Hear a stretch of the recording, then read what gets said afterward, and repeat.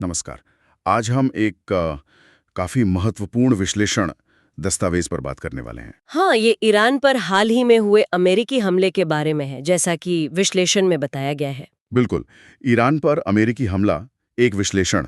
हमारा मकसद है कि इसमें जो मुख्य बातें हैं उनको समझें। हाँ, और इसके क्या मायने हो सकते हैं? तो दस्तावेज कहता है कि ये घटना 22 जून 2025 को हुई, सुबह के करीब 2:30 बजे ईरानी समय के हिसाब से। और जगहें थीं फोर्डो, नतांज और इस्फहान। ये ईरान के जाने माने परमाणु केंद्र हैं। हाँ, काफी संवेदनशील इलाके हैं ये। विश्लेषण में इस पर जोर दिया गया है। तो चलिए थोड़ा और गहराई में जाते हैं। यह हमला हुआ कैसे, विश्लेषण क्या कहता है, कौन सी तकनीक इस्तेमाल हुई? देखिए, विश्लेषण के मुताबिक इसमें अमेरिकी स्टेल्थ बॉम्बर्स थे। स्टेल्थ बॉम्बर्स, अच्छा। हाँ, और साथ ही पनडुब्बी से लॉन्च की गई मिसाइलें भी। तो मतलब एक मिला जुला ऑपरेशन था ये। बिल्कुल। और ये स्टेल्थ बॉम्बर्स का जिक्र अहम है। दस्तावेज इशारा करता है कि शायद इनकी जो रडार से बचने की क्षमता है, हाँ। वो फोर्डो जैसे गहरे सुरक्षित ठिकानों को निशाना बनाने के लिए जरूरी समझी गई होगी। समझ गया। ये तो हुई तकनीक की बात। अब आते हैं इसके मकसद पर। विश्लेषण क्या कहता है, क्यों किया गया यह हमला? देखिए, दस्तावेज का तर्क है कि घोषित तौर पर मकसद था इजराइल का समर्थन और उसकी आड़ में ईरान के परमाणु ढांचे को कमजोर करना। लेकिन ये विश्लेषण का अपना तर्क है ना। हाँ, ये बहुत जरूरी है ध्यान रखना कि ये विश्लेषण में बताया गया कथित कारण है।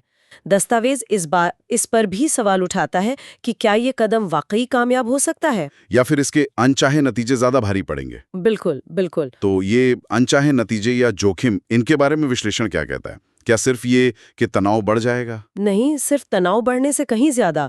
विश्लेषण साफ तौर पर कहता है कि तनाव सीधे सैन्य टकराव तक ही सीमित नहीं रहेगा। अच्छा। हाँ, बल्कि क्षेत्रीय प्रॉक्सी गुटों के जरिए मतलब अप्रत्यक्ष संघर्ष बढ़ने का एक असल खतरा है, जिसके पिछले उदाहरण भी दस्तावेज में शायद दिए गए हैं। हाँ, उसमें जिक्र है। और इसके अलावा रिपोर्ट इस बात पर भी जोर देती है कि अमेरिका को घरेलू और अंतर्राष्ट्रीय दोनों स्तरों पर गंभीर कानूनी सवालों का सामना करना पड़ सकता है। कानूनी सवाल किस तरह के? शायद अंतर्राष्ट्रीय संधियों के उल्लंघन के आरोप लग सकते हैं। ये तो वाकई गंभीर चिंताएं हैं। प्रॉक्सी युद्ध, कानूनी मुश्किलें।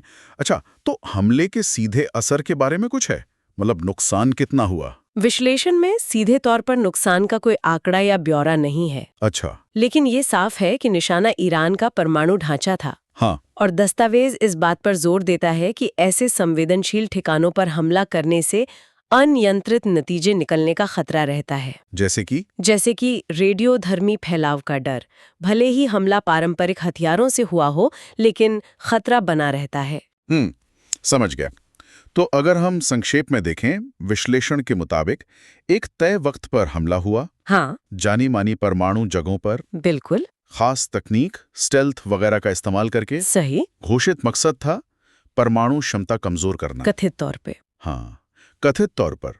लेकिन विश्लेषण खुद ही इसके साथ जुड़े गंभीर जोखिम बता रहा है, जैसे प्रॉक्सी युद्ध का खतरा, कानूनी चुनौतियां और ये अनियंत्रित परिणाम, जैसे रेडियोधर्मी फैलाव का डर। बिल्कुल सही। हाँ, और इन जोखिमों को देखते हुए क्या विश्लेषण ये भी बताता है कि अमेरिका ने इन नतीजों का अंदाजा कैसे लगाया होगा या उनकी तैयारी कैसे की होगी? देखिए, विश्लेषण इस पहलू पर सीधे कोई निर्णायक बात नहीं कहता कि अमेरिकी आकलन क्या था। लेकिन ये सवाल जरूर उठाता है कि क्या घोषित लक्ष्यों और जो संभावित नकारात्मक नतीजे हैं, उनके बीच के संतुलन को पूरी तरह समझा गया था। दस्तावेज का झुकाव थोड़ा इस तरफ है कि जोखिम शायद उम्मीद से ज्यादा हो सकते हैं। ये वाकई सोचने वाली बात है। तो हमने इस विश्लेषण के मुख्य बिंदु देख लिए। कब, कहां, कैसे हम